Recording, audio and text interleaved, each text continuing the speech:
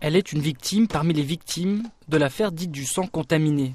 Marie, 50 ans, a contracté l'hépatite C lors d'un échange de produits sanguins à l'hôpital au cœur des années 80. Diagnostiquée hépatante il y a maintenant plus de 15 ans, Marie est toujours sous traitement. Voilà, ça c'est le matin et c'est le soir et on essaie d'être régulier.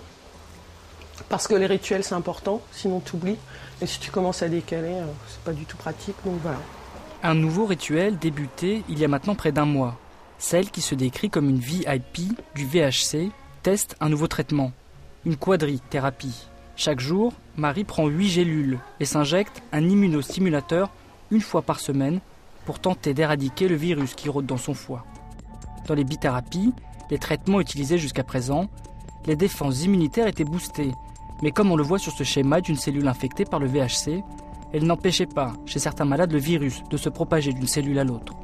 Dans ce protocole expérimental, des nouvelles molécules, ici en vert, s'attaquent directement au virus pour l'empêcher de se répliquer. Mais comme pour tout essai clinique, des doutes subsistent quant à la tolérance des patients en traitement. Pour Marie et pour beaucoup, devant l'urgence de certaines situations, ces doutes passent au second plan. Si j'ai une chance de m'en sortir, j'y vais, je réfléchis même pas. Et c'est les autres qui m'ont fait douter en me disant « mais tu te rends pas compte ?» Le mot « cobaye » fait peur. Comment, toi, tu vas devenir un cobaye? Mais tu te rends pas compte. On va t'utiliser. Je dis non, non, non, on va pas m'utiliser. Moi, je vais utiliser un nouveau protocole. C'est génial. Pour Marie, c'est un troisième protocole. Les deux premiers, basés sur la bithérapie, n'ont rien donné. Sa charge virale n'a jamais diminué. Mais avec cette quadrithérapie, en 2 semaines à peine, sa charge virale a baissé de moitié. Des résultats plus que prometteurs qui lui permettent d'espérer vivre un jour sans sa maladie. J'ai vécu plus de temps avec le virus que sans le virus. J'ai 27 ans, c'est énorme, j'en ai 50. Et réapprendre à se projeter, ça va être compliqué. Excusez-moi, c'est un peu perturbant parce que t'as l'impression qu'on t'a volé quand même une bonne partie de ta vie, puis quand même pas la moindre, celle où t'es jeune, belle, dynamique.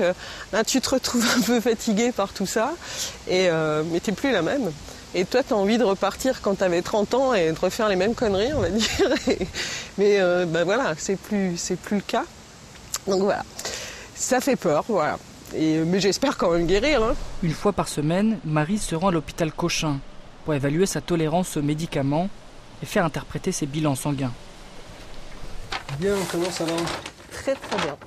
Ça va, c'est pas trop dur? Non, ça va. Pas de fièvre, de frissons? Non. Non. Comme elle, ils sont aujourd'hui 36 patients français atteints du génotype 1, la forme la plus résistante de la maladie, à participer à ce protocole. Et pour tous, les résultats sont très prometteurs et donc porteurs d'espoir pour l'avenir. Les espoirs de guérison pour les patients ayant une infection par le virus de l'hépatite C sont très élevés. On est passé ces 20 dernières années de 7% à plus de 90% aujourd'hui, donc c'est vraiment une croissance totalement époustouflante et on peut considérer que ce sera dans les 3 à 5 ans qu'on aura accès à toutes ces nouvelles molécules qu'on est en train de tester. À travers le monde, plusieurs dizaines de protocoles comme celui-ci sont lancés. Pour Marie, si au terme des 6 mois de l'essai clinique, son virus est indétectable, elle sera alors jugée guérie, 27 ans après. Merci, à dans 2 semaines. Au revoir.